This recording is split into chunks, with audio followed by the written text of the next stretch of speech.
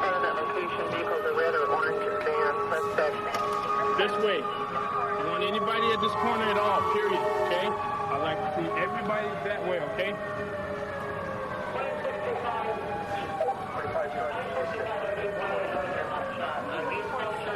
People understand? I want you that way, please. Very much. Thank you. Go home.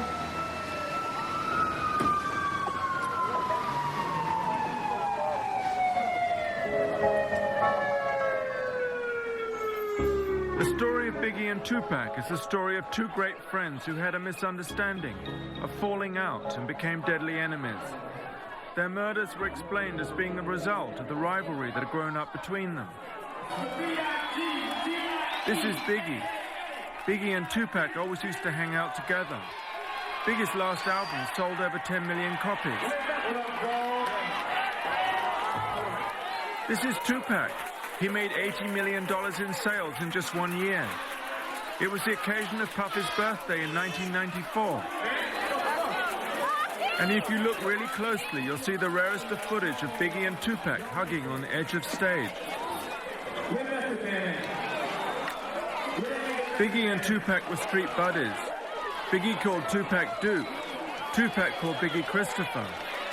I got 357 ways. Still a sore taste. I'm the winner all day. Like to get to my damn Biggie's whole way. My 4K was a 4A good thing. Biggie used to open for Tupac. I meant it like my tongue for no one. Will all be equal or unbelievable? Check it. It's unbelievable. Check it. Come on, what?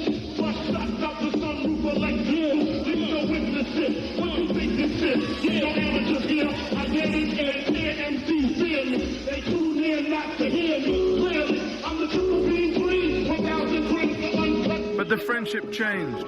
There were accusations of treachery and betrayal. Tupac accused Biggie of trying to have him killed. Tupac claimed to be having an affair with Biggie's wife. Their murders were explained as being the result of a feud that had grown up between them. But it was this explanation that got us interested. Tonight's shocking allegations against the city's top cop. Former Detective Russell Poole has filed suit against the department. Poole says he uncovered dirty cops while investigating the murders of rappers Biggie Smalls and Tupac Shakur. I provided the chief with enough information and evidence that would warrant a full probe. And at that meeting, I was ordered not to investigate any further. State Police, Princeton Junction. Certain individuals of unidentified nature. Los Angeles, California. We're driving to meet ex-detective Russell Poole at his lawyer's office. Ex-detective Poole resigned after 18 years on the force when he was prevented from investigating fellow police officers whom he believed to be involved in the murders of Biggie Smalls and Tupac Shakur. Russell Poole is currently suing the Los Angeles Police Department. This is the office of ex-detective Russell Poole. Hi. Thank you. We'd been having a real struggle with Russell's lawyers. They were refusing to allow us to interview him, despite endless lunches and happy hour cocktails. Russell could talk about the case all day, but this is all they'd allow him to say. On the advice of my attorney, due to ongoing litigation, I cannot make a statement to you. So I hope we will return for a longer statement on the whole Biggie Smalls killing and Tupac scandal. Cut. Okay. Cut? Is that it? I had no idea at this stage how many more meals at Denny's we'd have to eat before we finally got Russell's interview.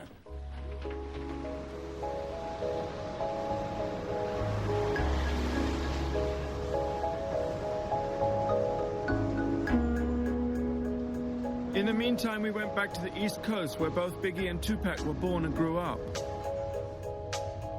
We traveled to Baltimore. Tupac lived here for what he called his happiest and most settled years. Tupac's life was complicated. His mother an ex-Black Panther, no visible father, constantly moving from place to place. It was here in Baltimore that Tupac got his training in the performance arts. Tupac loved acting. Here he is in a wig, impersonating Rick James.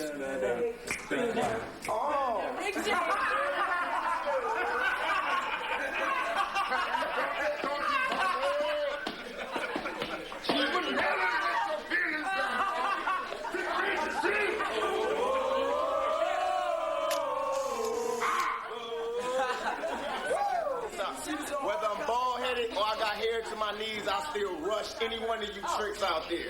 It's still West Side Outlaw no matter. This is Michael, one of Tupac's friends. Hi.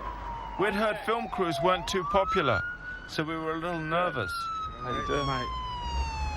Michelle, you remember? So this was Tupac's house here? Yeah, That one there? first floor apartment. First floor apartment. That's where he come from. Michael was trying to sell us some of Tupac's earlier unheard music, probably now worth several $1 million. Here he is talking to Dana, who co-owned the music.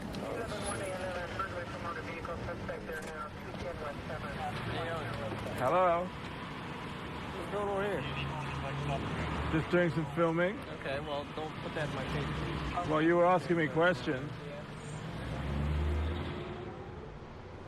Afeni, Tupac's mum, tightly controls his music and has refused to license it to us. no doubt. So we were interested to see what Michael had. So the police are always everywhere around here. Oh, yeah. Yep. It's a bad neighborhood. It's a bad neighborhood. Yep. What is this exactly? Some music we had for a while, Tupac, and a few of us that we did years ago. I'm having a bit of a problem with the helicopter. Do you think we should, do you think we can just make a copy or something? Because I'm getting terrible noise. You really make no copy. No Listen to it, yeah. You can listen to it, though. It depends. You can't really get that up for free. Right. How much do you think you'd want for it? I really couldn't put no price on that, but Dude, what happened there? I don't know. Something wrong with And that, unfortunately, was the closest we ever got to Tupac's music. This is the school where Tupac trained as an actor. Hi. Hi. Welcome to the Baltimore School of the Arts. Thank you very much. Tupac received a formal training here in acting, music, and poetry. We're going to see Tupac's favorite teacher, Donald Hickens, who Tupac said he had adopted as a surrogate father. He was just on all the time, and with an incredibly contagious personality. I think people were just drawn to him right away. He had charisma that was astounding. I think people just wanted him to like them and wanted to be his friend and wanted to hang with him and wanted to be around him. He just had that kind of magnetism that he came in with. That was nothing we gave him. That was all factory equipment with him. What, the smile usually? The smile, I said, yeah. He had a fantastic smile, lit up his whole face, beautiful eyes, and when he fastened them on you, whatever was in those eyes, that was where you went. Donald said Tupac easily had the range to do Shakespeare. Here he is doing one of his favorite characters, Scarface. If you, Mr. Cameron, you say hello to my big friend. Juan Corleone, okay? I will break your fucking balls all over this fucking joint. Don't fucking play me, okay, man? What's so funny, right? Huh? What's your name? Huh? What's your name, man? Cameraman, dude. Cameraman? That's right. You wanna talk? Huh? You wanna work for me? Yeah, man. Huh? Okay, you come down tomorrow and talk to man. You got a job, man. You got a job, man. But anyway, back.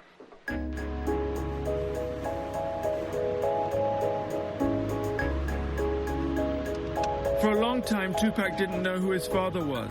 He complained this made him feel unmanly. At first, Tupac's mum, Afeni, said she didn't know who his father was. Then she told him his father was dead. This is Tupac's biological father, Billy Garland.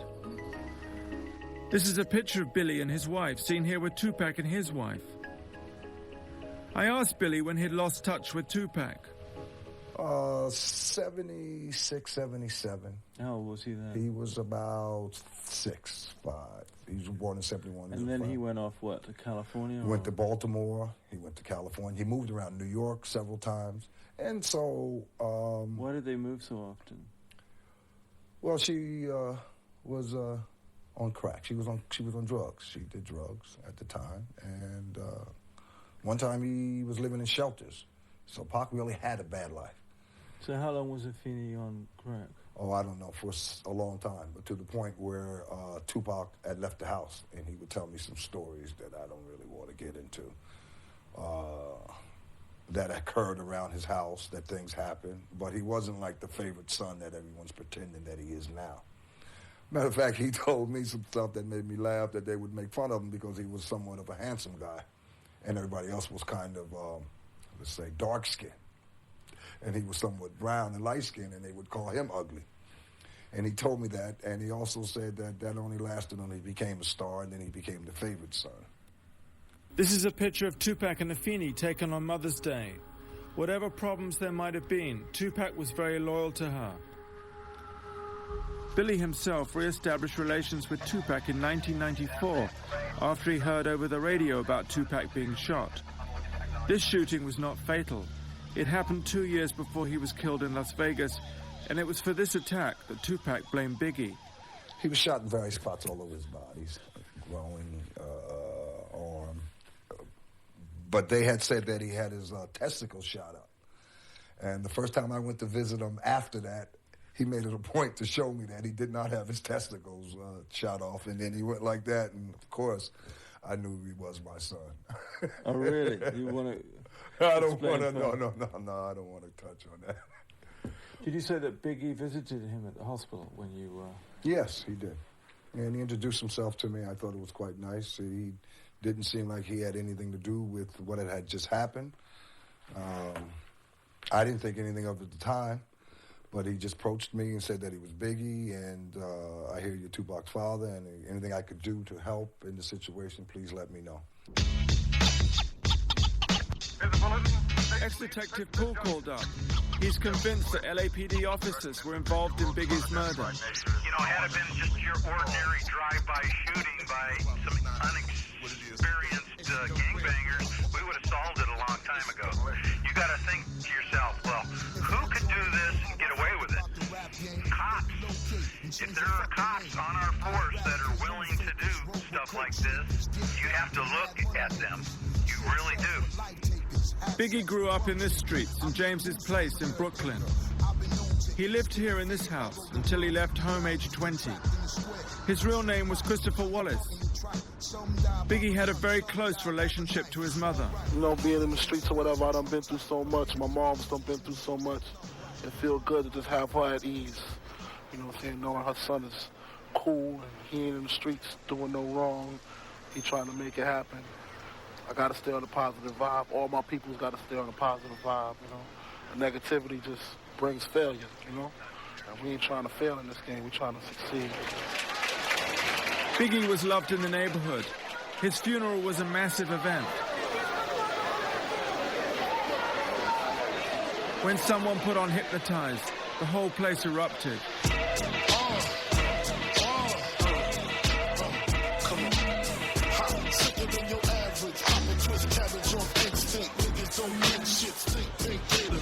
Detroit players, Tim's for my hooligans in Brooklyn. Dead right, if the head right, Biggie there every night. Papa been school since days of under rules. Never lose, never choose to. Bruise, cruise, who? Do something to us. Talk, go through us. Girls want to us, wanna do us. The question is, was there another darker side to Biggie? He had the reputation as a tough drug dealer. He used to operate from outside this barber's shop. Excuse me. We were just doing a film in the area, and we were wondering if you knew Biggie Smalls at all. You? Yeah. What about you? I knew him, but I don't want to be on TV. Thank you. Oh. He the bomb, though. He the bomb. Sorry? I said he the bomb, though. He the bomb. Well, he was the bomb. And it was just across the street from the barber shop at the Met Food Market that a younger Biggie had packed bags. This is Biggie's good friend, Ibrahim, who grew up with Biggie and now manages the Met. So he used to work in the store? He was packing bags. Yeah, packing bags. Was he a good He's a bag good brother. packer? He was a good kid. He was a good kid. You know, he wasn't a bully and all like this. He used to come here and pack bags and make $few. I was a kid too back then. You know. But he said all that stuff about, selling crack and... Oh, no. This is just business. You know how people that they have to say that just to sell the albums. And killing people? No. He didn't kill? He was a sweetheart, man. Never did nothing like this. No, not Biggie. Not Christopher.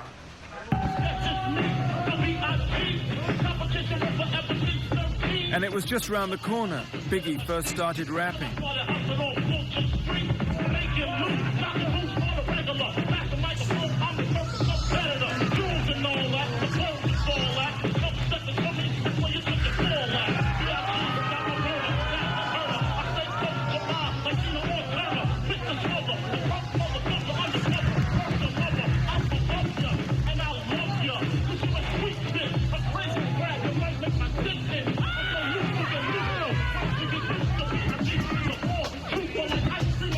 Biggie went to private school. He was the apple of his mother's eye.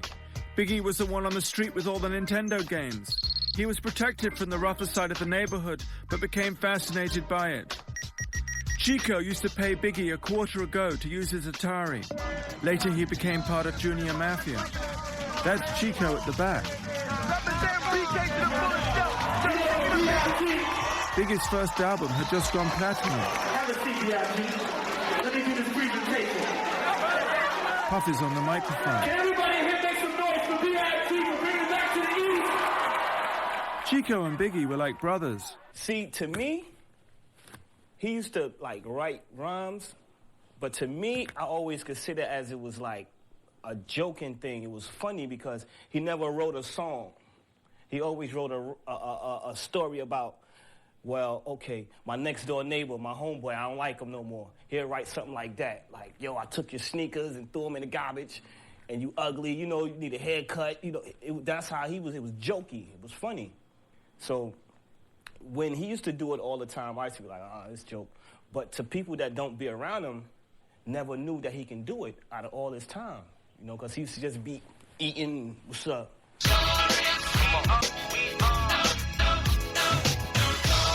We went to see Biggie's mum, who lives on this private estate. Swinging things, hammer ringing kings, truck necklace, igloo, ringing things for the bitches. See them rims spinning grin, that shit with the beat trimmed and wing. Biggie lived in this house. On the road to the riches. This is Valletta, Biggie's mum. She was a school teacher, and she appeared in Biggie's first video, Juicy. Valletta had received complaints that I'd barged into the barbershop and disrupted the market. She insisted that I adopt a more ingratiating style. My son is a poet, was a poet. He was a writer.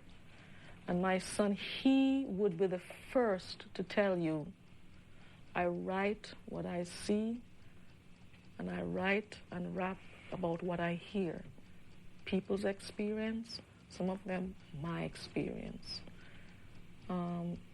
Was it filth?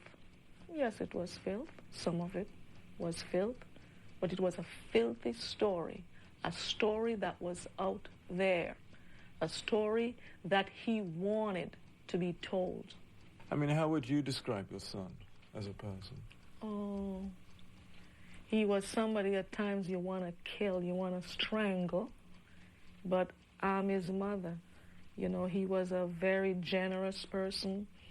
He was and gentle at times, very loving, very sincere, and sincere to his word, to his friends. And my whole crew is lounging, celebrating every day, no more public housing. thinking back on my one-room shack. Now my mom pimps a act with minks on her back. And she loves to show me off, of course. Smiles every time my face is up in the sauce. We used to fuss when the landlord dissed us. No heat, wonder why Christmas missed us. Birthdays was the worst days. Now we sip champagne when we thirsty. Damn right, I like the life I live. Cause I went from negative to positive. And it's all... I asked Valletta whether it was true when Biggie sang about his one-room shack and no food on the table. Oh, well, to me, that's a part of an alter ego. That's the rags to riches person that he wants to sing about. In all my son's life, my son left my home when he was 20, and there was not one single second when I didn't have food on my table. I have a 7.5 room apartment. I heard I live in a shack. Oh, you said it was a shack? Yeah, my son said it was his one-room shack. I asked Valletta about Biggie and Tupac's friendship. She blamed its breakup on a dispute between Suge Knight at Death Row Records and Puffy Coombs at Bad Boy Records. All it was is a Puffy and Suge Knight war. Suge Knight, for some reason, had a friend or a cousin or a nephew got shot down in Atlanta, Georgia.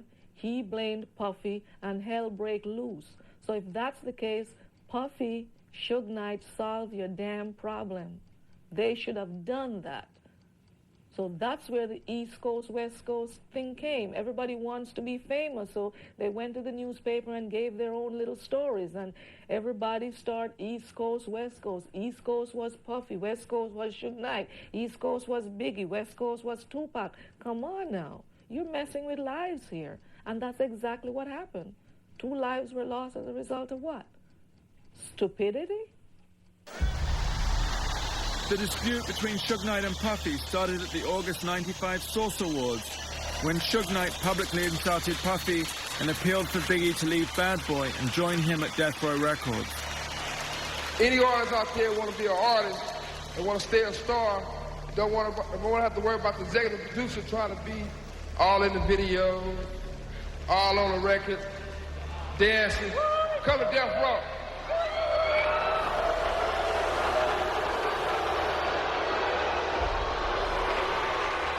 Biggie didn't accept the invitation. Straight up Brooklyn in the house, representing.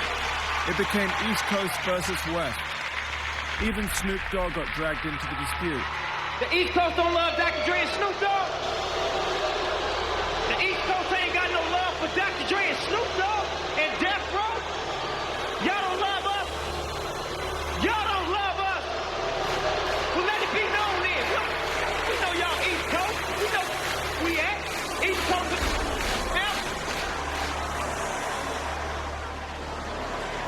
I'm the executive producer that a comment was made about a little bit earlier. But check this out. Contrary to what other people may feel, I would like to say that I'm very proud of Dr. Dre, of Death Row, and Suge Knight for their accomplishments. You know what I'm saying? I'm a positive black man, and I make music to bring us together, not to separate us, and all this East and West that need to stop. The Tupac-Biggie dispute really got going after Tupac joined Suge Knight at Death Row Records. In a bizarre way, Tupac had found the father figure protector he'd always wanted. He called Suge Knight the Godfather, and together they would endlessly watch the movie The Untouchables. It was like they were all playing parts in a movie. They called Death Row the untouchable Death Row. Tupac called himself the Don. He loved playing the part of gangster. 2 months after joining Death Row, he and Suge Knight assaulted and beat Mark Bell, an associate of Puffy's. Tupac would whisper into Suge Knight's ear, encouraging him to get Puffy's home address, while Suge Knight peed into a glass and forced Mark Bell to drink his urine. Suge Knight inflamed Tupac's dispute with Biggie. Tupac, who worked constantly, became increasingly isolated. He recorded 67 tracks in 11 months. A lot more shit. We only got 2 weeks to do this whole album. Complete it. Mix it down and everything. We don't have time or the luxury to spend all of this time doing one song. We don't have it. We got to somehow find a way that we could double up on it. Because I did my whole album. I know it ain't all of that, but I did my whole album like 3 songs a day. Because I was just laying it, rocking it, then getting off. You can mix it later and have niggas that love being in the studio all night, just adding a drum beat at a time and shit. You can do that after the rappers leave and shit. It's niggas that love being in the studio that just love listening for the right kick. But for while we in here and you got like 8 rappers here and everybody drinking and smoking and shit, man, get that beat popping, throw them niggas on the track. You catch everybody freestyling, throw them niggas on the track. Boom, that's the name of the song is whatever this nigga said his last word was. We do it, put it down. Then after we finish, we walk out, everybody be here and listen to it. Be like, this the hook, we go in there and lay the hook. If we don't like that hook, the nigga lay another hook, come back out here, you know, waist scratches or whatever. That'd be the song. Here's the bulletin. State Police, Princeton Junction. We're on our way to visit Tupac's stepbrother, Mopreme, who toured with Tupac after Tupac left prison on rape charges. We were told Mopreme was humiliated and locked on a hotel balcony in the snow when he got into an argument with Suge Knight over payment. This is Mopreme on the left. He's just finished his first solo album. And that's Mopreme to the right of Tupac. Mopreme took the pics. Tupac wrote the comments. Mopreme adored Tupac. Suge Knight effectively separated them.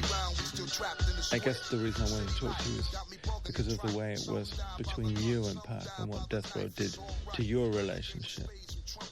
You know, I heard that it was, you know, it was humiliating. What was humiliating? That, you know, that you were put through things by Death Row which were humiliating. Well,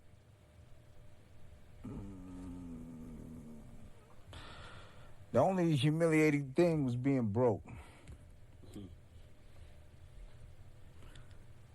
Considering what Pac was going through, he had, on top of getting out of jail, there was new problems.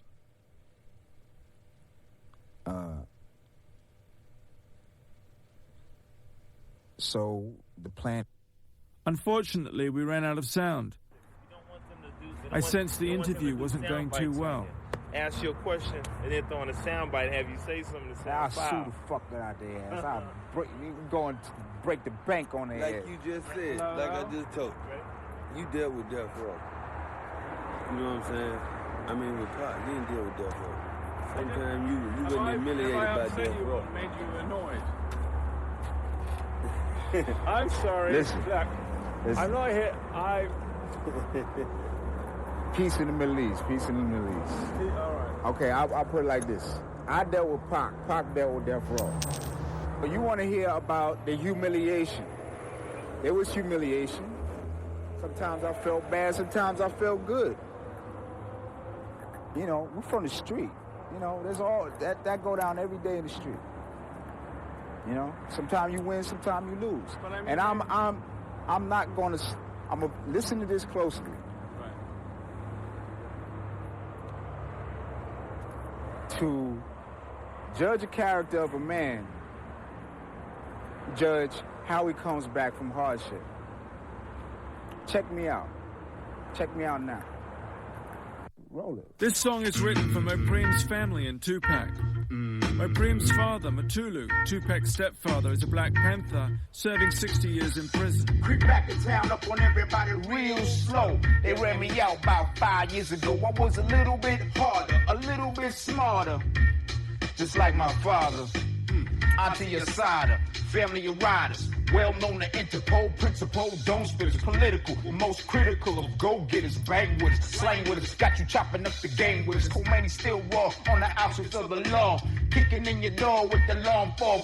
Motherfuckers ain't guilty, then what are you scared for? All that shit you said, that you thought that we would stand for, shit eyes have fled. Left my dog for dead, riches and name squandered, and now you niggas gonna pay for it. And y'all know it. And the greatest rapper that to ever touch the mic, tatted on his belly the words of thug life. It's the return of the outlaw, hands in the air. For my people's getting money and you just don't care. For the hustlers, drugs, honeys, thugs. Most cops ain't shit and they can suck my dick. It's the return of the outlaw, hands in the air. Everyone said there were two sides to Tupac, the wonderful side and the not so wonderful.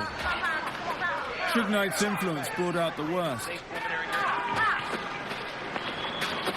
Tupac now started to wage a war against Biggie. Pretty spit I was spitting.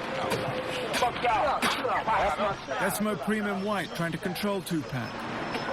Tupac was losing control. That's my new style. Hey, have a good summer. Have a good summer, biatch. Tupac became obsessed with the idea that Biggie had tried to kill him. While I'm in jail, strangers is telling me, yo, you don't know? Biggie Homeboy shot you. Because they bragging. They telling they in jail. Yo, we just got popped. Woo, woo, woo. And that's why what I'm doing, I know what I'm doing. I'm destroying them. I'm destroying them. Biggie remained cool. I was more in the mind frame of keep your mouth shut, Big. You know what I'm saying? Just don't feed into it. If you feed into it, it's going to do nothing but escalate. You know what I'm saying? I knew it wasn't true. Well, at least what I knew I was getting blamed for wasn't true. I can't speak for nothing else. You know, I wasn't there. But I know what he was blaming me for wasn't true. So it don't make no sense me sitting there trying to make records or hit magazines and TVs screaming how it ain't true. You know what I'm saying? If it ain't true, I just got to egg it.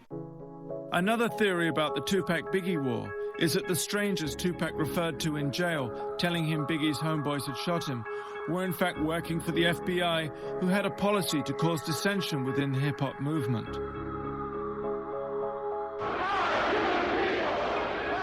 The FBI were worried by the subversive qualities of hip-hop. They saw a definite connection with the Black Panthers. In fact, hip-hop first started around the same time as the Black Panthers. The Watts Prophets, the first hip-hop artists, developed as a political reaction to the Watts riots. Tupac's mother, Afeni, seen here, was a Black Panther, and so were many friends and family members. Dan Quayle, the vice president, criticized Time Warner for releasing Tupac's records, as well as Ice-T's Cop Killer. I might just say one other thing that is in the category of family values, and that is this latest rap record, Cop Killer. Now here you have a responsible corporation, Time Warner, putting out and distributing a record and making money off a record that says it's okay to kill cops. I find that outrageous. The lyrics are outrageous.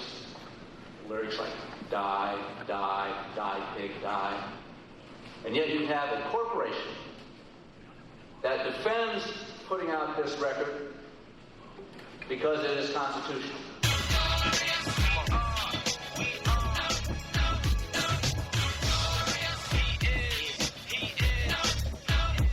It looked like Biggie's and Tupac's friendship was used and destroyed by others. Dan Quayle's outburst caused Time Warner to dump Interscope, its subsidiary that released Tupac Maker, to Suge Knight at death row. But we had some good news. Ex-Detective Pool's lawyer, Leo, has finally agreed to let us interview him. This is Leo's office. Oh yeah, okay. I think you're expected. Oh, wait. You're a half hour early. I know, I just thought we could at least get ready in, because I know that he's in a bit of a rush. Actually, no, you can't, because I'm not ready. Oh, you're not ready? Pool's not here, and hopefully Leo will be here by 1. Okay, so, well, we'll just wait. Yeah, we're just on a tight schedule all right. today. That's all right. Out of desperation, meals at Denny's had become $1,000 dinner tickets for Leo's Senate campaign. It looked like it was all going to work out fine. We saw Russell Poole go in, but then nothing happened. It seemed that Leo had changed his mind again. I'm sorry to keep you waiting. Okay. I've got bad news for you. And I'm going to apologize profusely, but Leo just called. I've been expecting him to be back by now. Could you please stop rolling, because this has nothing to do with the interview. Try to get the door. Never make mistakes, always talk to Russell Poole agreed to meet us anyway. The case is the most important thing in Russell's life. Russell believes that the whole thing started because Suge Knight owed Tupac millions of dollars in royalties. Tupac was about to leave death row and audit them, and that was why he was murdered. Talk too much to get your spot blown. Now you're no longer just a face in the crowd. You're getting so much respect that niggas might as well bow. How are you? With your hustle like you planned it. breaking dough like the world's greatest bandit. Always got one eye open for the stick-up kids posted. So much green chunks they can't understand. Oh, there's Elvis. Russell now follows developments with the case on his computer. Is he one of your favorites? Yeah, I do like Elvis. Russell was an apple pie, all-American kind of cop. His father, an ex-Marine and ex-sheriff, was his hero and role model. Russell is one of those cops who says he bleeds blue. He's an old-school type of cop. So it's great we were able to do this finally. Yeah, well, don't tell Leo. Would you get that on? Leo would be pissed. And do you think that there was a connection between the Tupac Shakur killing and the Biggie Smalls killing? Well, that's basically what it appears to be, a retaliation. Okay, and I think Suge Knight wanted it to look that way. Okay, but you know, had we been able to aggressively investigate and had the heart to connect the two and do a thorough investigation, I think we probably would have found out more information. And why didn't you? Well, you know, there's a lot of factors, but I think the fact that law enforcement officers were working for death row, and that was a scandal in itself, okay? The fact that law enforcement officers were working for gangsters, known felons, basically organized crime, because it was no secret that Death Row Records was involved in drug trafficking. Between 30 and 40 police officers, some of whom are seen here, worked off duty for death row. Suge Knight had a lot of power, even within the DA's office. Suge Knight, to me, was one of the most powerful gangsters around. He was well organized, he had a lot of power, and what gave him the power is he had dozens and dozens of police officers working in his organization, okay? He also had a DA that was working on his Who was that? matters, a gentleman by the name of Larry Longo. Russell believes that Tupac's murder was organized by Suge Knight to look like a gang killing between the Crips and the Pyrus, also known as the Bloods.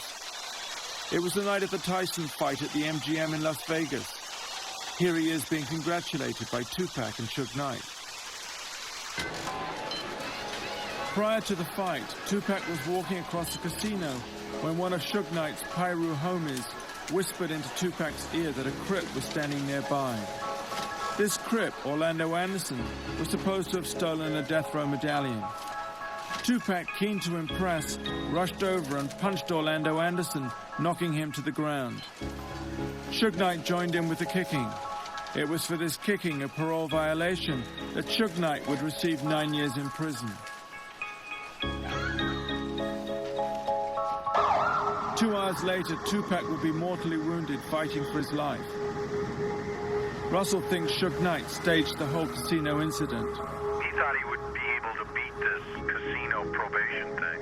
He really did. It just backfired on him. There's nothing he can do for his defense, because the whole reason for that setup in the casino was to provide a motive, you know, for Compton Crips to do the hit on Tupac, when in fact Suge Knight's people that he hired was going to do the hit.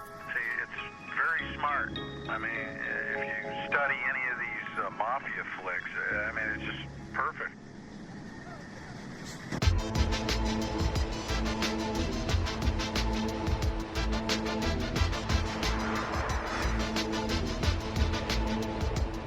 Russell referred us to ex-police officer Hackey, one of the law enforcement officers who worked for Death Row. Hackey was one of Tupac's personal bodyguards. He now operates from here in San Pedro. Ex-officer Hackey works from here as a bounty hunter. He had himself just been released from prison.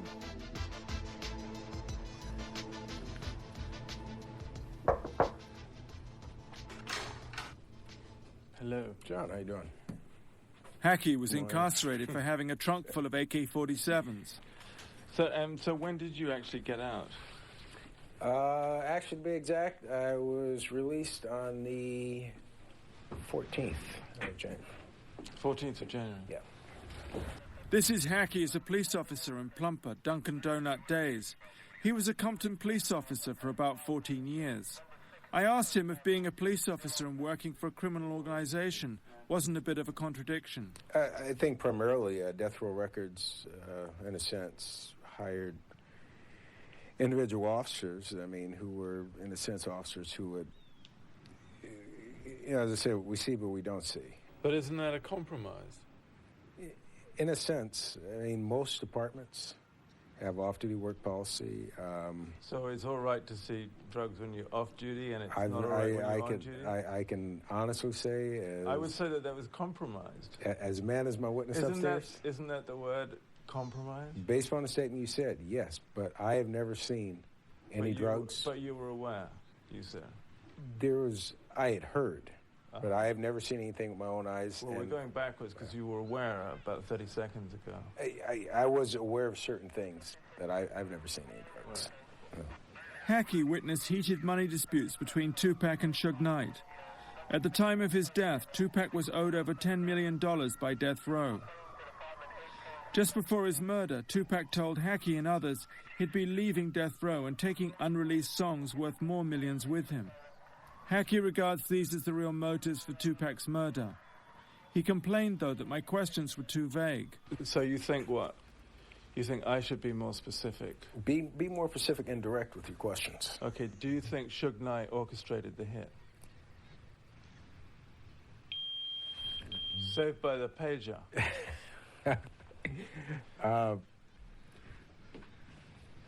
Based upon what I've been told within the industry and based upon what I knew for a fact that was going on, see, Tupac was leaving a record company, okay, because Tupac didn't need Suge Knight. He'd had several other offers. I would have to say, in a sense, that he had something to do with the orchestration of the shooting of Tupac. So tell me, do you think that the two murders, the two killings, were connected? Biggie Smalls and Tupac? My personal opinion, again. Yes, I believe they're both connected. And do you think the same person was responsible for orchestrating the two? Yes.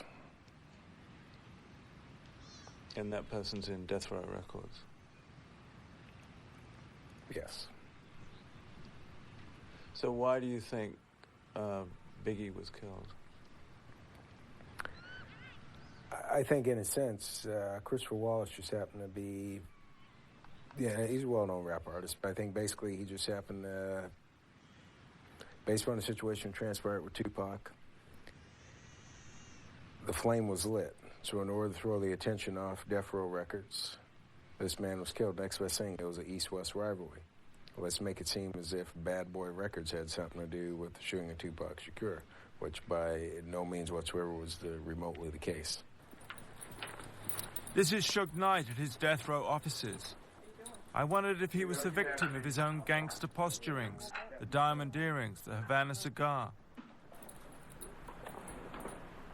This is the Suge Knight custom-made electric chair. And then there was a statement Suge Knight made about him and Tupac, seen here minutes before they were shot at.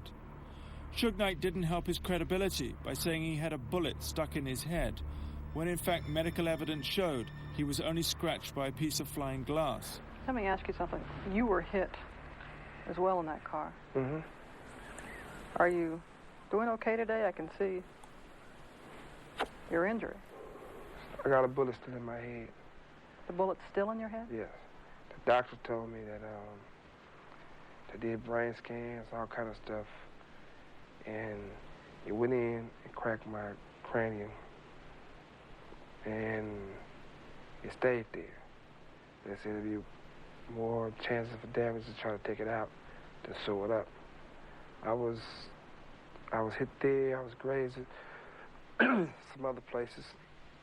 I got a deep slash or bullet grazed the back of my neck, which if it had went another inch, it'd hit my spine and paralyzed me. all the way down.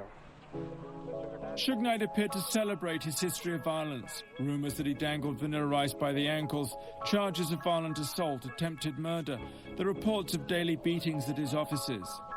After a semi-successful football career, Suge Knight had reinvented himself as a Mob Piru gang member, dressing in the blood colors, surrounding himself with a posse of ex-con Piru gang members.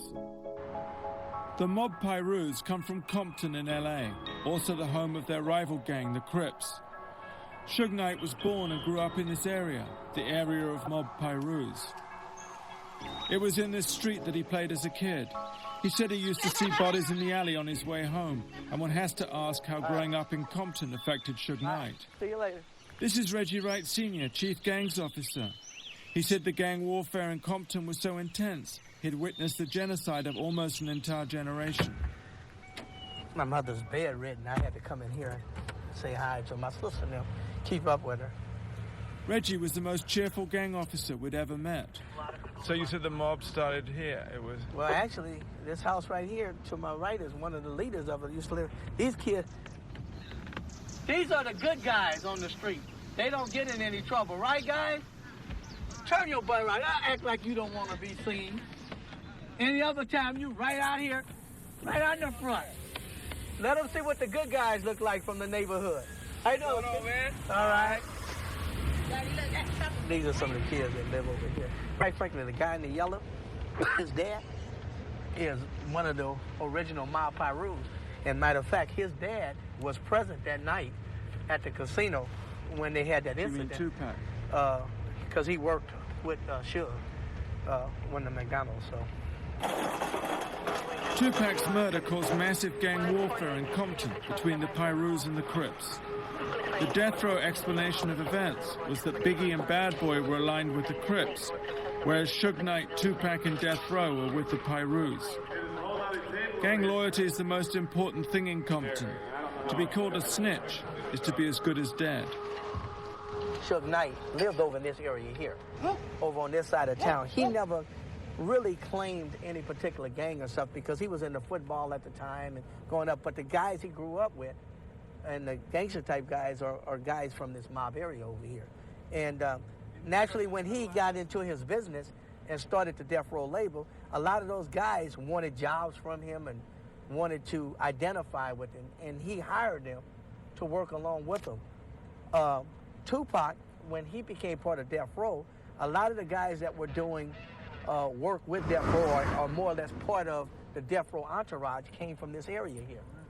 So naturally, when Tupac was killed, these guys, took offense to that. And that's when we had the retaliation. After Tupac's murder, there were over 20 shootings in Compton over a 10-day period between the Pirus associated with Death Row and the Crips. There's no evidence that the Crips were working with Biggie and Bad Boy at the time of Tupac's murder. The so-called gang war is regarded by Hackey and ex-detective Paul as being used to take attention away from Suge Knight's involvement in Tupac and Biggie's murder.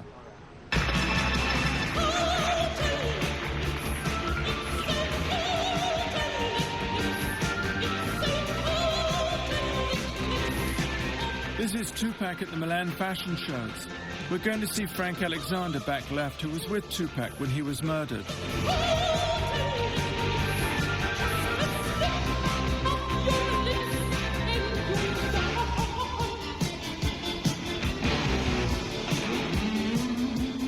Frank Alexander appeared to be the fall guy. Despite the incident with the Crip at the end, Frank was the only bodyguard assigned to Tupac that night. He was unarmed and did not have a radio. When he refused to lie about the incident, Frank received death threats. Frank now lives on his horse ranch in Orange County. Oh, good. Hi, how do you do? Good. Good to see you. Nick Broomfield. Oh, hi, Nick. Hi. So this is the UK crew, huh? Yeah. So you were Tupac's bodyguard? Yeah. Frank, a former Mr. Universe, terrified by the death threats, found spiritual peace when he became a born-again Christian. He also got several Rottweilers to back him up in case all else failed.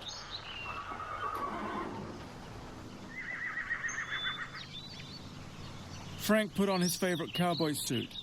Frank spent the year following Tupac's death severely depressed. He smoked a lot of dope and contemplated suicide. Frank wrote a book about his experiences as Tupac's bodyguard called Got Your Back. So, and what do you think? I mean, you mentioned in your book that there were, rumors that it was an inside job. I never mentioned in my book that there was rumors of an inside job because I had been on vacation prior to going back that day to Las Vegas to work, and I think the exact phrase you used in your book was that there were rumors that Suge Knight had orchestrated the killing. I didn't even say that in my book. Okay, so this is an exact quote from your book. Okay. Okay. It says, word circulated that the shooting was orchestrated by Suge. Word circulated. I think it did not circulate from me saying anything. No, I said that was a quote from the book. Okay. Word circulated. That it had circulated that Suge had something to do with it. That the shooting was orchestrated. By Suge. Uh-huh. You're going to let the dogs on me? Yeah. No. Because I think in the book you also said that you were frightened that Suge wanted to kill you. It wasn't that Suge himself or had anyone say that he wanted to kill me. I was getting death threats. I got death threats indirectly through employees that were still at Right Way, people that I knew that were friends of mine. Other policemen, though? I never heard it from a police officer saying that I was going to be killed or anything like that. But I was told by LAPD and also by Las Vegas Metro to watch my back and to be careful, because possibly something could happen to me. No, I just wondered why you wrote that you were frightened of Suge and that Suge wanted to kill you. I didn't say that Suge wanted to kill me. Well, I could give you another quote. I'm gonna help you on that. A friend of mine called me and said, Suge wants you dead. I go, what? He goes, DR. I go, DR? He goes, yes, Death Row Records wants you dead, which I have on tape. I have it recorded. Frank and Tupac were close. Frank also gave us this video hit shot of Tupac with his niece Lamaika. Tupac called Frank Frankie. Tell Frankie to call me. Frankie, you call me when she tells you to call me Frankie. Frankie goes to Hollywood. Hey, yo, Frankie. Frankie! Yo, Frankie! What are you record this fool? What? Y'all call him Frankie? Nah, we gonna call him Frankie. Only our family call me Element. Too sexy for some sleeves. Too sexy for some long pants. Got your level? Rain down into here. My name is so Frankie. Rain down into here. No more. Rain down. The horrors of Tupac's murder are at best inconclusive, but there are inconsistencies that beg further questions. We know who's responsible for this. The problem we have with this case is we don't have anyone willing to come forward and testify to it. If you knew who killed Tupac, would you tell the police? Absolutely not. I mean, because, I don't. Why not? Because it's not my job. I don't get paid to solve homicides. I don't get paid to tell on people. Other than the fictitious bullet in the head, further questions need to be asked about events the night of Tupac's murder. Why, for example, was Frank Alexander asked by Death Row to say that Orlando Anderson the Crip had snatched a chain from Tupac the night before the fight, when in fact that wasn't true? I was just asked concerning Orlando Anderson to say that Tupac and I had seen him earlier at the MGM when we were over there and Tupac was gambling, to say that he had snatched off a chain off of Tupac's neck. I was told to say that. I was told to say that the night before Tupac died, which was the 12th. And in fact, that was inaccurate. It was it was inaccurate. Valletta, Biggie's mum, said he was really upset by Tupac's death. I was more shocked than anything, you know what I'm saying? But I wasn't more shocked of him dying. I was more shocked of him Pac is a strong dude, Joe. I know Duke, you know what I'm saying? Right. He real strong. So when they was like, he got shot, I was just more like, again? You know what I'm saying? He always getting shot or shot at. He gonna pull through this one again, make a few records about it, and it's gonna be over, you know what I'm saying? But when he died, I was just like, whoa. You know what I'm saying? It kind of took me by, you know, even though we was going through our drama, I would never wish death on nobody, you know what I'm saying? Because ain't no coming back from that. So it kind of turned me down a little bit. But at the same time, you know, you got to move on. You know, I felt for his moms, for his family or whatever, but, you know, things got to move on, you know? Here's the bulletin. State Police, Princeton Junction. Yes, militia. Certain individuals of unidentified nature is now under... Biggie was murdered a week after doing that interview. So what then happened? Once Tupac was murdered, why was Biggie next? Hackey said it was to take attention off death row. Was it aimed against Puffy to take away his most valuable asset? Or was it just that the killing machine was in place and the killing couldn't stop? We went back to Orange County to see ex-detective Russell Poole. He did a lot of the groundwork on the Biggie murder. So, and tell me, was Kevin Hackey one of your main sources of information? Yes, he is. He was a main source of information, and his information was worthy of follow-up. And when I tried to follow up on that information, I was stopped and ordered not to go any further. This toilet bowl sketch was placed on Russell's desk when he insisted on investigating fellow LAPD officers. The piece of excrement marks his place as D1 detective. Russell was then removed from the case. It affected him very deeply. I almost took my life, but it was my kids that actually saved me, okay? And it hurt. I was betrayed by my own department because of the core values that the Los Angeles Police Department preached from day one. Honesty, integrity, okay? Tell the truth. Swear to tell the truth, nothing but the truth, so help you God. Do a good job, do a thorough investigation, work for the community. I believed in the oath of office. I believed in the protect and serving the people. I really did. But on the inside, behind closed doors, that it wasn't the case. When it came to cops being investigated, we weren't serving the public the way we should have served the public. Biggie was murdered on March the 9th, 97, 6 months after Tupac. He was leaving the Vibe party at the Peterson Motor Museum in Los Angeles. It was a well-orchestrated hit. You got to ask yourself one question. Why haven't these cases been solved? One reason that they were well orchestrated, well planned out, radios being used, communication, and had to be experienced people doing this, which would lead you to believe that experienced police officers knew exactly what to do. Russell suspected police officer David Mack for orchestrating and organizing the hit, using scanners and radios that were later found in his house. Officer Rafael Perez, Officer Mack's former partner and best friend, who was convicted for the sale of drugs, racketeering, and falsifying evidence.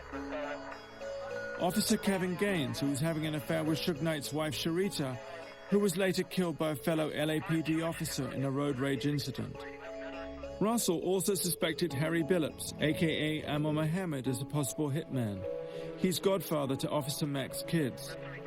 Officer Mack was later convicted for this bank robbery.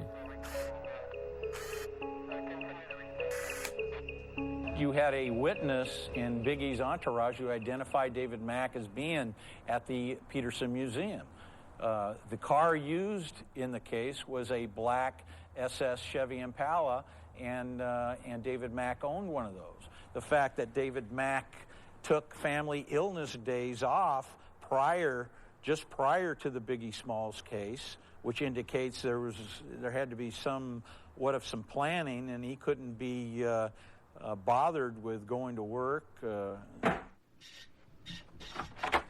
Officers Mack, Perez, and Gaines were part of a bigger police scandal, the Rampart scandal, linking officers throughout the LAPD to various forms of corruption. To find out more, we went to interview Sonia Flores at her lawyer's office. She was Officer Rafael Perez's girlfriend, as well as the girlfriend of Officer David Mack. I wondered if they represent the new breed of police officer whose values Hackey talked about. What cop doesn't want to be in the limelight? You know, everything is about, you know, authority, power, being in control. So, I mean, everybody wants to be around money. Everybody wants to be around, you know, women. It's the nature of the badge. Hackey also identified officers Mack and Perez as being present at private death row parties. You weren't driving a Jaguar or anything, This right? is Marshall Bitkauer, Sonia's lawyer. Mack and Perez were alleged to have had lots of money. I asked Sonia if she knew about their investments. No investments that I knew of. You just had a good time with him? I just had a great time with him. Did he ever ask you to experiment in a sexual way with women? Or more than 2 people or 3 people? Yeah, we did. But it wasn't. With other police officers? Or? Yeah, I had sex with other police officers, yeah. In front of him? Yeah. Just crazy sex. Talk about their orgies. He wants to know. You ask a question. No, I'm not going to ask it. You're not going to ask about the orgies. Okay, I'll ask about the orgies. You're thinking. So tell me about the sex with the other police officer. We would go to, after going to a nightclub, getting drunk, getting high, we would go to the apartment and we would just have sex, My friend with one of his partners and me with him, and then he would have sex. You know, have anybody ever filmed any of these sex orgies you told us about? No, I don't know. You don't know? I don't know. Did you ever hear rumors that they were filmed or taped? No. Never heard of that. Did anybody ever tell you they saw tapes or videos of these sex orgies with police officers? No. A shrine to Tupac was found in Officer Mack's house by detectives. I wondered how much Sonia knew. David Mack was into drinking, into learning how to dance Spanish music. Raw Banks. Yeah, Raw Banks. He was more up there, More up there? More up there. More up where? ambish to money. He was more into making money. Did Perez talk to you about death row? No. Or the rappers? No, that was the other side of Rafael Perez. That I wasn't involved in that because I didn't like rap music or that kind of people. Did he quite like rap? Or? Yes, he did. A lot. He never talked about Suge Knight? No. Officer Mack was born and grew up in the same area of Compton as Suge Knight. He's also a self-confessed member of the mob Pyrus. Here he is wearing the colors of the Pyrus. Officers Mack and Perez did everything together. Their loyalty was always to each other. And they shared you? No, I shared them. Not they shared me, no. You shared them? I shared them. Mm-hmm. How did that work? Well, because girls decide who they're going to sleep with, It's not a guy who's going to decide I'm going to sleep with this girl. It's the girl who decides I'm going to sleep with these guys. But it was a little bit of a ménage à trois. Yes. 50-50.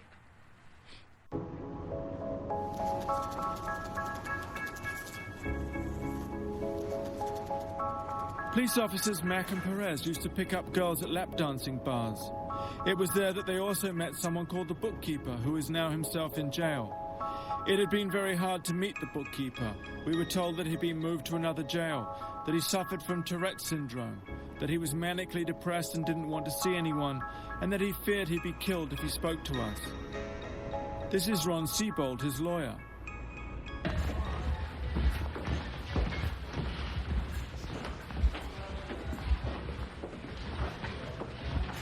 Morning.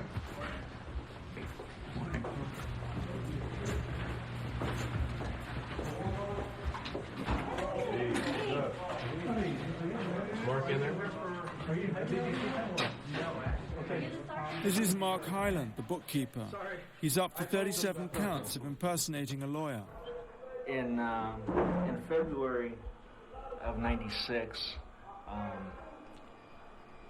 several LAPD officers, including Rafael Perez, Nito Durden, and David Mack, were at Fritz's in Bellflower, which is a gentleman's club, a topless bar. And at that meeting was also a gentleman, a rapper, Suge Knight, and some of his other associates and everything. And there was, in a nutshell, there was a hit taken out on Notorious B.I.G. They were talking about planning on how to get the monies and the weapons together. One of the individuals, I do not recall who, said, "Why don't we just get them from evidence like you normally do?" And they all kind of laughed and chuckled and everything. At that point, my jaw about dropped, realizing that, yeah, there's a lot of booze going around here and a lot of drugs going around, but these guys seem very serious. I mean, they were serious. Subsequently, I got immunity on this, right? Yeah, federal immunity. Basically, I then I transported. Mark, you have federal immunity. This is what we talked about before these people came in. Right. You do not have a district attorney. You do not have immunity from the state. Okay? Okay.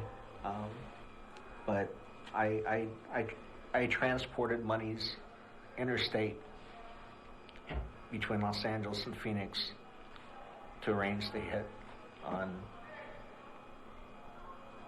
Biggie Small.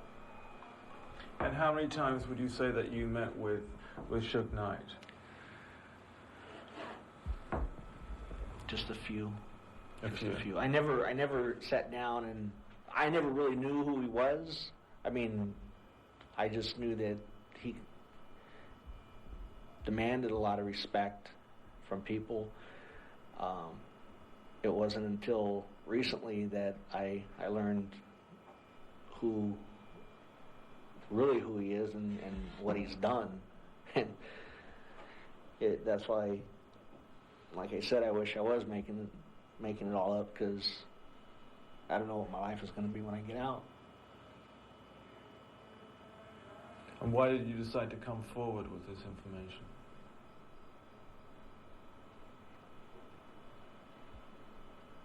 Guilt.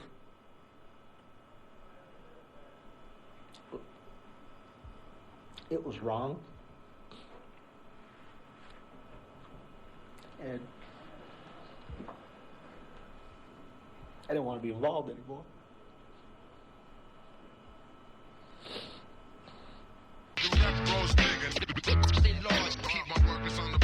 Try to get the door. Never make mistakes, always come correct. Stepped up to get you. Hackey just informed us he was working as an undercover FBI agent a year before Tupac was killed. According to Hackey, FBI agents and ATN agents were in cars just behind Tupac on the night he was shot. Hackey claims he was betrayed by the FBI. He wasn't given the promotion he was promised, and they then let him languish in jail. Howdy. We'd caught Hackey on the hop. I sit around 11. You guys doing okay? Yeah. Yourself? I can't complain. It's been a good day. So far. Hackey says he has the documents to prove his claims. No mail. No mail? So, did you manage to get those documents you mentioned? Yeah, I managed to get, I told you I can get the documents. That's not an issue. My attorney's working on a thing. I'm working on something. See, once... Are we on tape? No. We can wait. What's so amazing about these documents? Put it to you this way. Oops. I've already been offered $250,000. Okay? $250,000 for what? These documents. They're actual, Really? Yeah. From who? Come on now. What? Oh, you got that camera on me again. $250,000, that's a lot of money. I told you, I'm in this for the money. I mean, excuse my French, I got bullshit. I got fuck off money. I ain't worried about that. Fuck I told off you money from who? I'm saying I got that kind of money. You know what I'm saying? I got that kind of... I told you I'm not hurting for money. I'm not a millionaire, but I'm far from hurting for money. Remember, I told you that before. Good morning. Good morning.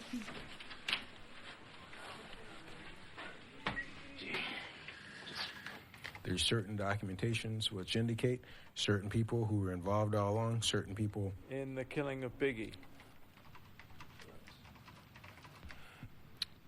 I would say that'd be a true statement, okay?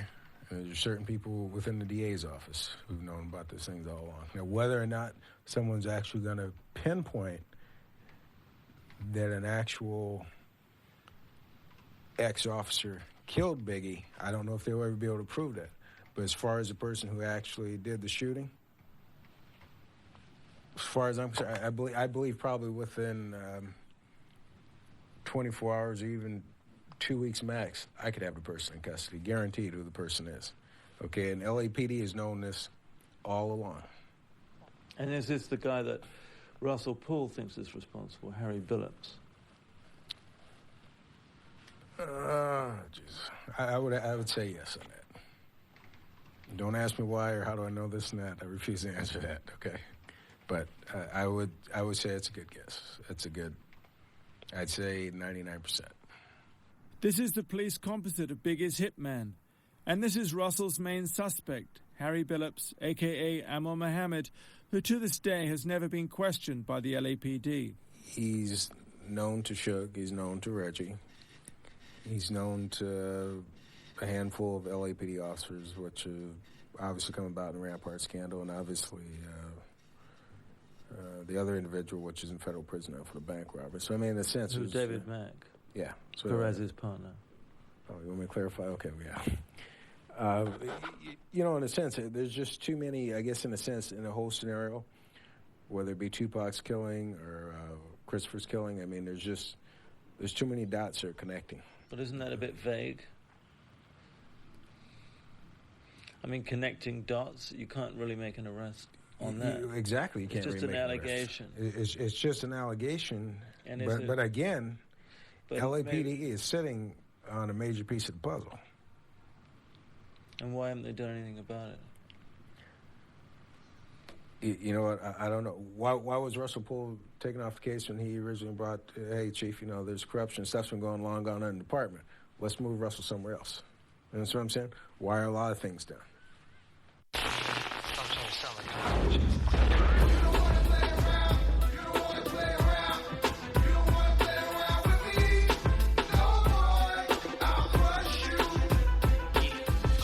This is the video of Little C's, who was with Biggie when he was shot and who provided the police composite.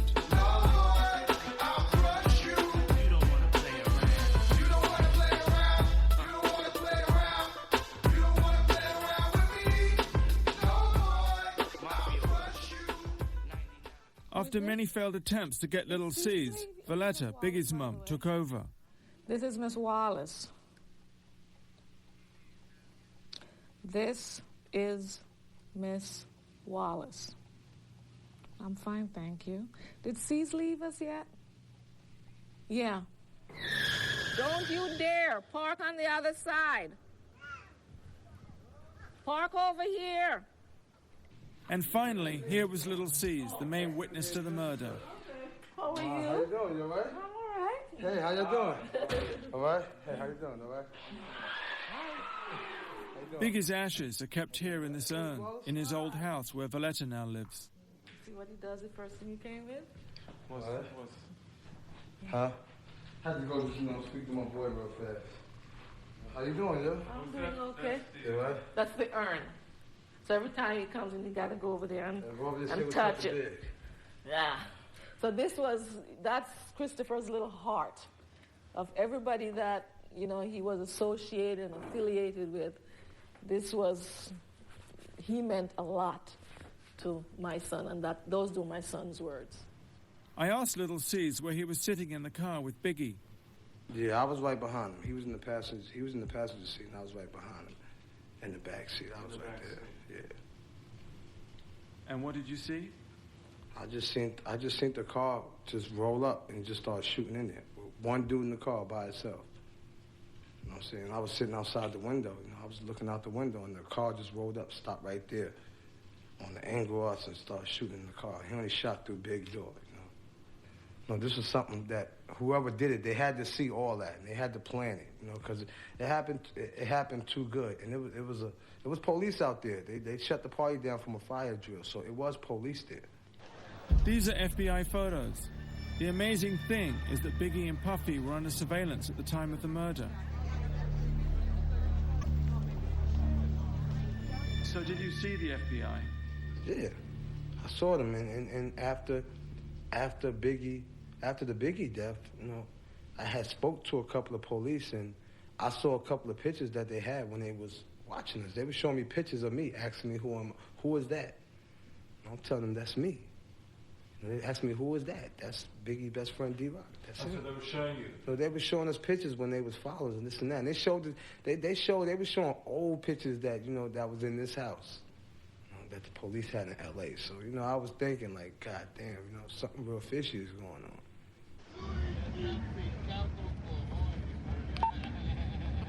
I called the FBI agent who took the photos.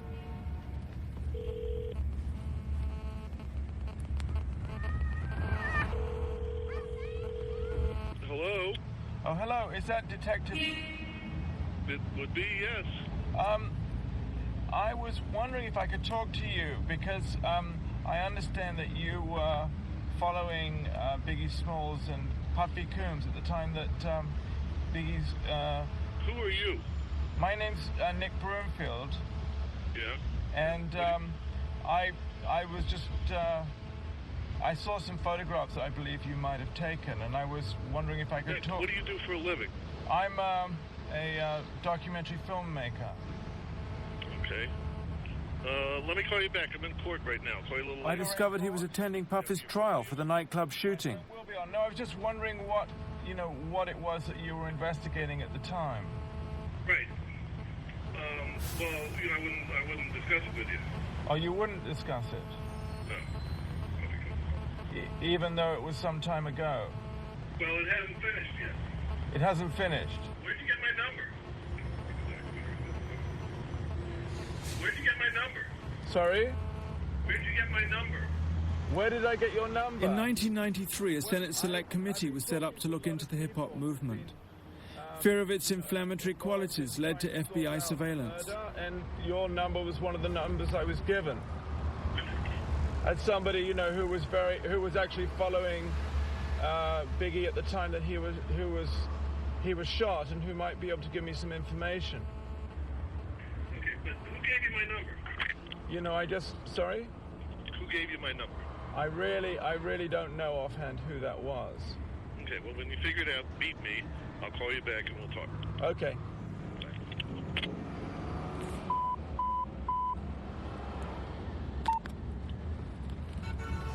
We went back to tell Valletta about the conversation. My son was just a little upcoming rapper in California for an award. FBI was following him. Were they following him here in New York City? Up there in California? Everywhere he was going? Why? I would like to know why. Miss Wallace would like to know why. If FBI was following my son, where were they that night my son was shot? And why is it, if they weren't there, why is it that moment, that night, they were taken off? Those are questions that needed to be looked into. Those are investigations that need to be looked into. Biggie was unaware of what was going on. This was Biggie a couple of days before he was shot. How did it get to that day where you got to watch your back and have bodyguards?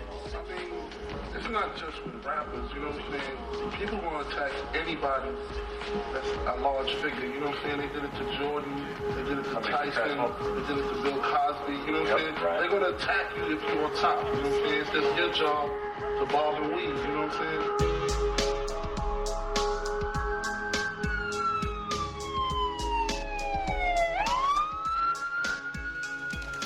We applied to Suge Knight's prison to get permission to film. In the meantime, Valletta put us in touch with Biggie's bodyguard.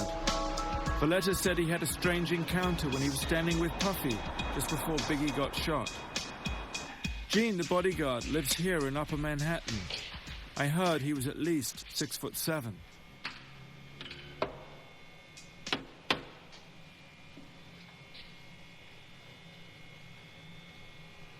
Like that, there gotta be somebody that's scared.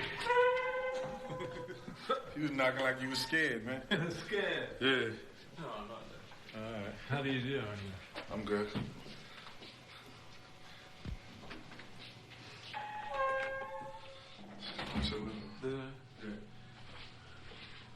Gene's apartment had a great view. I asked him why his blinds were normally down and not open. Black people don't do that. They go on the clear. I don't want you to see. I want to be running out the door with your television. Yo, they got a TV and it's color. They don't want that type of shit. The blinds is a white person's thing. No, I didn't say that. I say having your windows wide open so everybody can see you, it's a white person thing. See, look, you can tell white people live over there. All the windows. See, all the windows are open.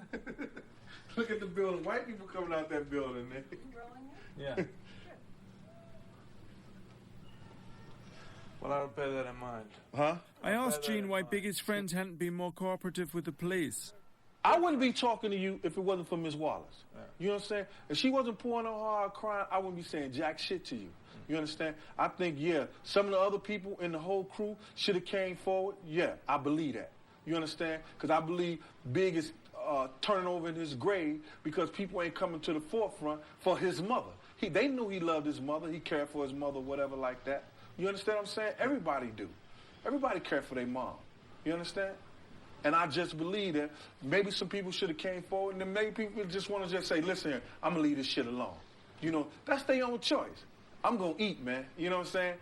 Bad Boy, Biggie, whoever, whatever. If I got to shovel shit for a living, I'm going to eat. I showed Gene the police composites of the hitman. So do you recognize any of these pictures here?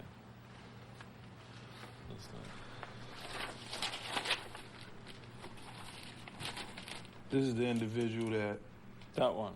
This one right here. That one. Yeah. That's the one Lucy's did for the police. That's him right there. That's him. Yeah. That's him. That's the guy that came up to me. That guy. That guy right there. That's him. Yeah.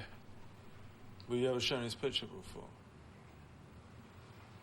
That's definitely him, though. Yep. Wow. That's Harry Billups, isn't it? That's who? He's called Harry Billups. Amir Mohammed, right? That's his name. That was the guy.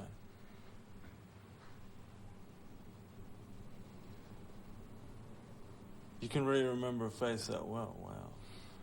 You'd be surprised why.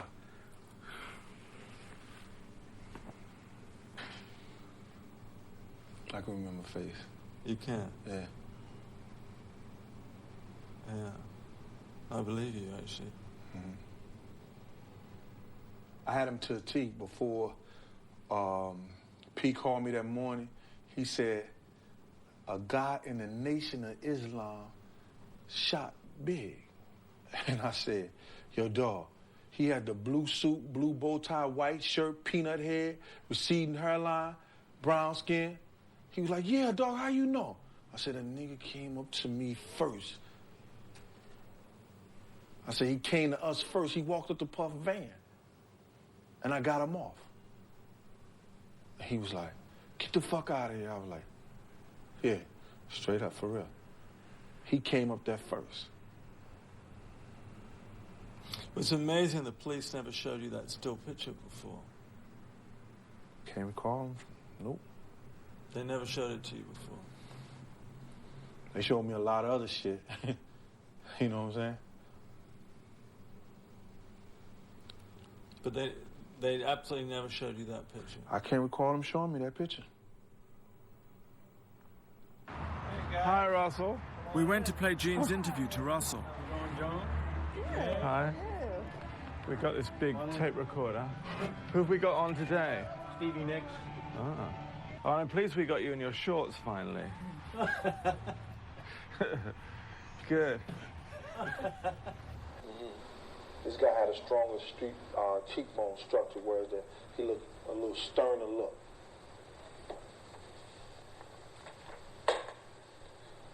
That's him right there. And he still works for the probation. That's him looking at the lineup. That's the guy that came up to me.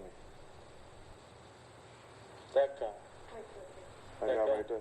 Okay, so we got a witness saying David Mack was there, and now we got a witness saying Harry Billups was there. That's definitely him, though. Amir Muhammad, a.k.a. Amir Muhammad. Yep. It's amazing. What do you make of that? I think it's a breakthrough in the case. I think this is another example of how incomplete the investigation is and how they have tried everything or done everything to avoid the truth in the matter. And I still, in my heart, believe that these types of clues and these types of statements made by witnesses need to be thoroughly followed up on. And I honestly believe that the players that we're talking about, David Mack and Amir Muhammad, are somehow involved in this case. And the department, time and time again, has avoided the truth. And when you add everything up, what other reason could there be? The reason being is because they do not want to expose to the public that Los Angeles police officers were involved in the conspiracy to kill Biggie Smalls.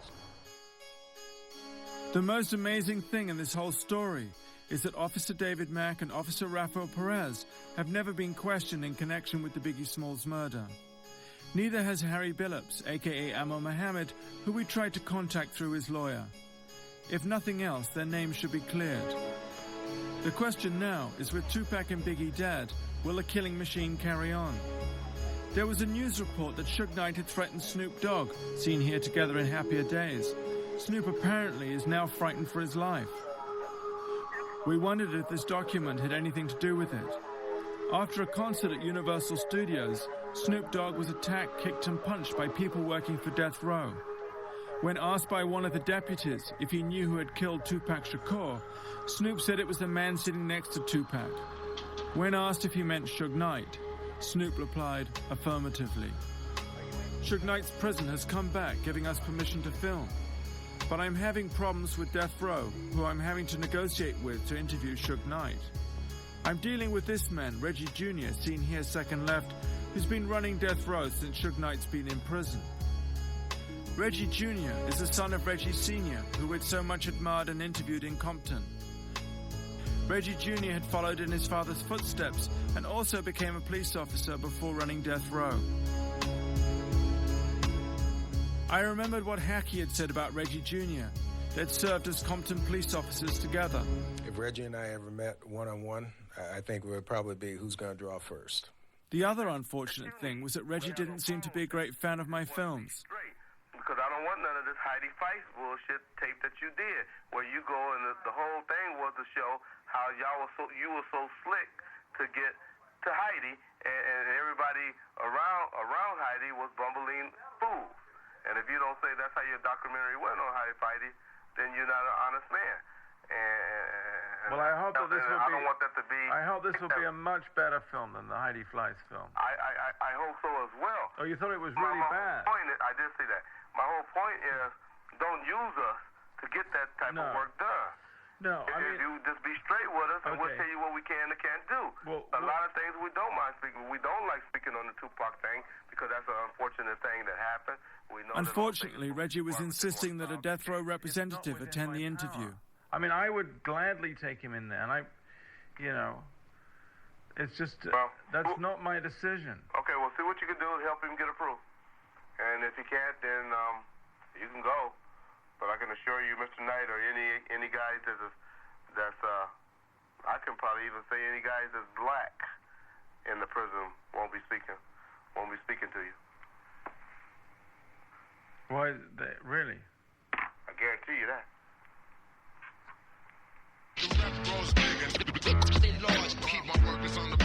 Try to get the door. Never make mistakes, always come correct. Unhappily, we never did reach agreement with Reggie. But as we still had the prison's permission to film, we decided to go anyway, even though Suge Knight had refused. The camera person dropped out for self-preservation, but the rest of us had overseas passports, so we went anyway. Now you're no longer just a face in the crowd. This is Mule Creek State Prison, a maximum security facility in Northern California, where Suge Knight has served the majority of his sentence.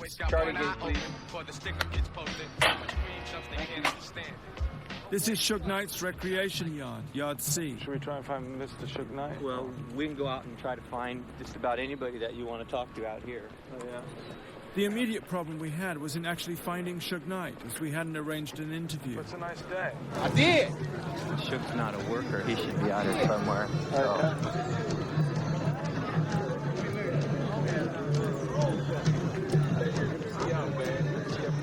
Come to the side, Mark. What we could do. The cameraman, who I'd never worked with before, had the abdabs. Okay. We talk to them and find out. One more of that side. We can go up to those guys with the guitars if you want and talk to them.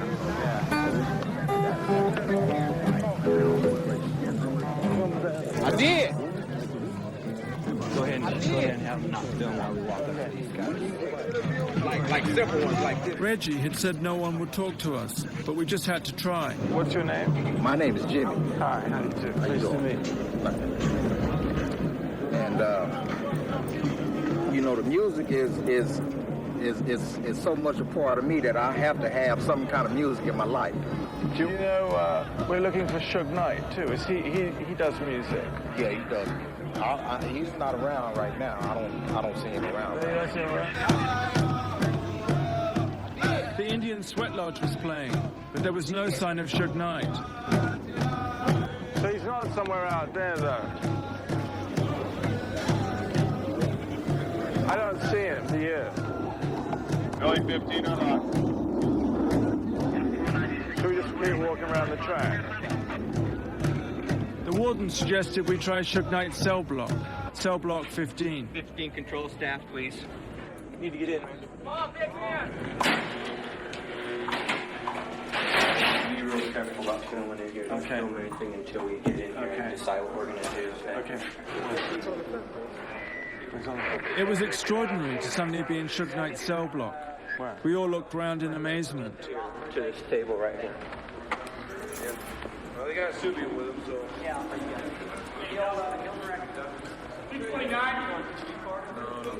Yeah. And then we saw him at the far end on the phone. Maybe I'll go and ask him.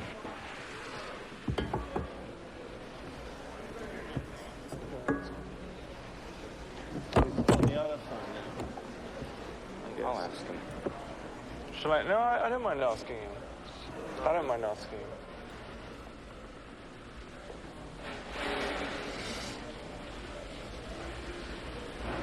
I'll just put this down and ask him. What do you think? You wait till he gets off. I'll go ask him. All right. I guess he's hurt his leg. Yeah, that's from his foot. What?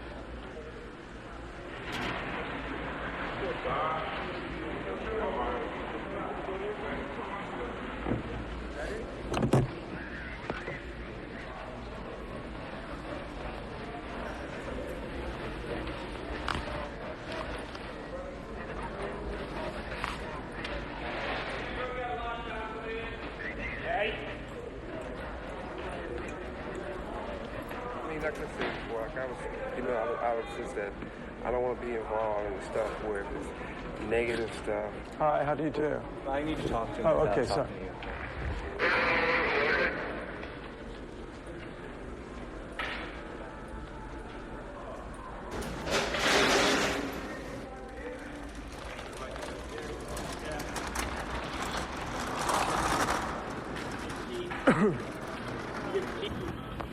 You running?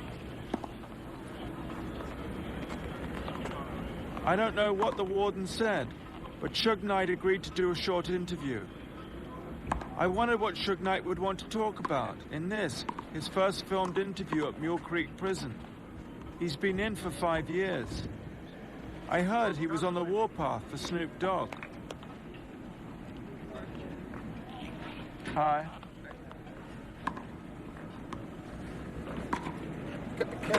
Oh, okay. My cameraman seemed a bit jittery. It was like he wasn't there, dreaming of some tropical island in a better world somewhere else. I noticed he seemed to be looking around for a possible route of escape. Let me talk to you one more time. Okay. We're doing a benefit for some kids out there, too. Uh-huh. You know what I mean? I don't know if you talk to anybody from my office. You ever talk to anybody from my office? Yeah, spoke to Reggie. Right. You Yeah. talk to Reggie. I mean, I don't have to do this. No, I know you don't. But I do this because, we're doing a piece positive for the kids. Okay. So I don't want there's no slander and funny stuff. What you want to ask me before we get on that? Well, I said, I gathered that you didn't really want to talk very much about Tupac. Mm-hmm. I agreed to no slander and funny stuff, and to ask Suge Knight about his message to the kids. And so, what is the special message you would like to send to the kids? Like I said before, when you first came in, if it's anytime it could be anything positive to help with the kids, well, if they can see from if it's my mistakes or the next person's mistakes, we don't have to make the same mistakes. I'm all open for it. And what would you like to say to them about the mistakes? About the mistakes that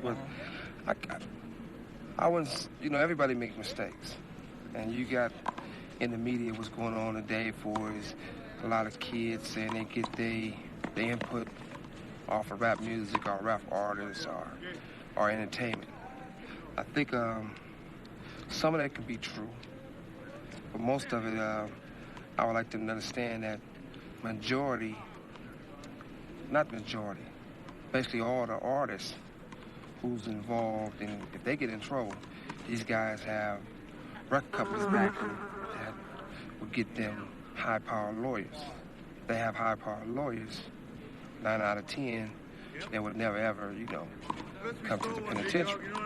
But the guys in the inner city, if they get in trouble, they have what we call a public defender, which is they're not gonna have the best.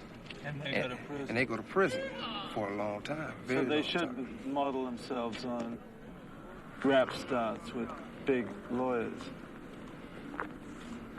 No, they shouldn't. And besides that, you have certain individuals who's artists, and they might get in trouble. They might do a few things, but they well-known names, and they're informant for the police. They snitches. Snoop Dogg. And if they get in trouble, they're going to get a free pass. Like, if you hear about it, there's several artists that would never, ever come to prison. No matter what they do, you hear about it getting caught, if it's firearm, getting caught with drugs, doing this, doing that. Like who, you think? Well, put it to you like this. When you look at it and you think about it, you see that you watch the news, you follow the people's trials, people's court cases, or you follow what you hear, word of mouth, what you hear about the streets, about the guy getting 25 years because he had $2 piece of crack cocaine on him, or a guy got 10 years because he had a firearm on him. Then you get a guy if it's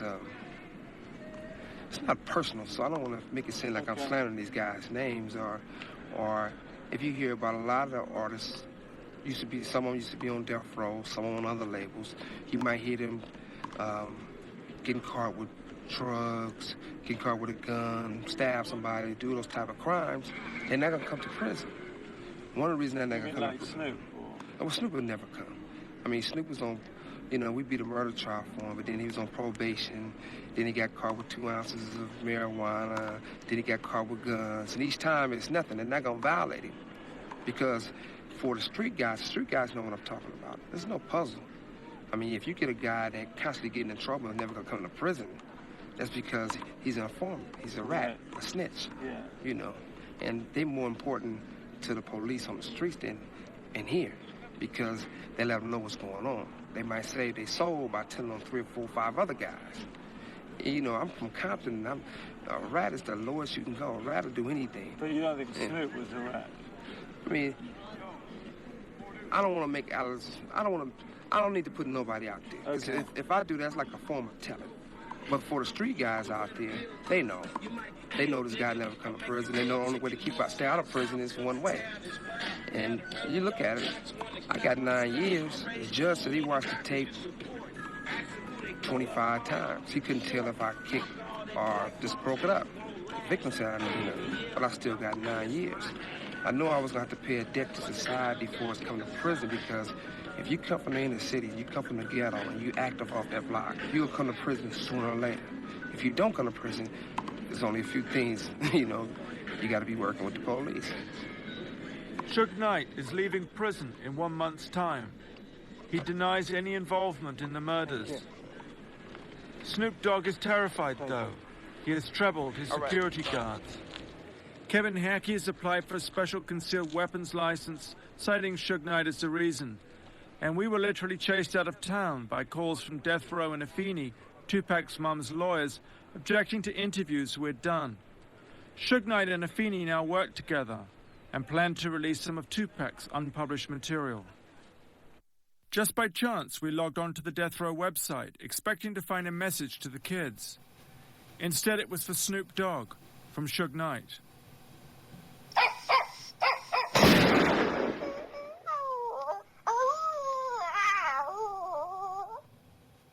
Give me a hug, Nice to see We introduced Valletta and Russell, who'd never met before. Because I came out into the press after I retired. Russell is helping Valletta with a massive lawsuit she's bringing against the LAPD for her son's wrongful death. It's expected to be one of the biggest lawsuits against the police department of recent memory. Valletta thinks the tragedy of Biggie and Tupac's friendship was that it was destroyed by outside forces. She's determined to find her son's killer. Valletta is someone we all particularly admired and cared for. She's shown such amazing courage in this whole story. It smells fantastic. Oh, I'm making you some delicious Valletta's appetizer. Oh, I did this. This was in the newspaper. It smells so incredible. This was in one of the hip-hop magazines. Was it? Yeah, but instead of chicken soup, I hope you guys like red meat. Oh, yeah. Okay. This is beef. It's like a T-bone steak I cut into little shreds and make my homemade soup. My son usually loves the soup. Valletta and Christopher had a great relationship. There is not a day I spoke to him on the phone and I didn't laugh. I remember once, I don't know where he was, what part of the world he was, but I knew it was maybe about 1 o'clock in the daytime, and I was mad at him. And I think I yelled at him, and he said, "You owe me an apology." I said, "Hell no, I'm not going to apologize to you." And my mom I said, "Mom, speak to your grandson." Mom was talking, said, "If you do not apologize to me and tell me you love me, I'm not going to hang up this phone." Sure. And I hung up my phone. And I swear, maybe about an hour or two after, I picked up my phone. Nothing. Hello? Hello? "What are you doing on my phone?" I said. "I told you I wasn't going to hang up this phone." I said, "Were you on this phone?" "Yes, I was."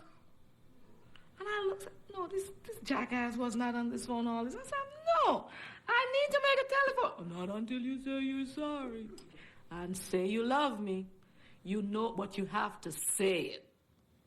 Okay, Christopher, I love you. Isn't that easy? You let me sit here, fall asleep, wake up, and all you had to do was to tell me you love me. And this would not have happened. Okay, Christopher, get off the phone. That's when he got off the phone. From like 12:30 to about 3:30, he was on that phone. I could not believe it. I said, I told you I was not going to get off this phone until you do. See, that's the relationship we have. That's the beautiful relationship we have. Going out to all the young niggas that died in struggle. Hold up.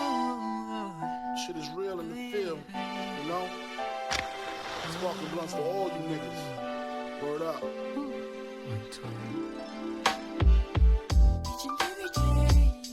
Daydreams of how we used to be. See your family, and that baby is looking just like you. But you're gone away. I've been missing you lately. Tell me what you're going through. I remember selling 3 bricks of straight flour. Got my man a beat down to the 3rd power. He didn't care, spent the money in a half hour. Got some fish scale, rained on competition like a shower. Got the coke cooked up, a crackhead Kevin. In 88, when Kane ruled with half stepping. A 38, a lot of mouth was our only weapon. We was kings till the D's crept in, and now I'm missing them. I'm missing you, baby. Tell me why the road turns, why it turns. Oh yeah, I'm missing you.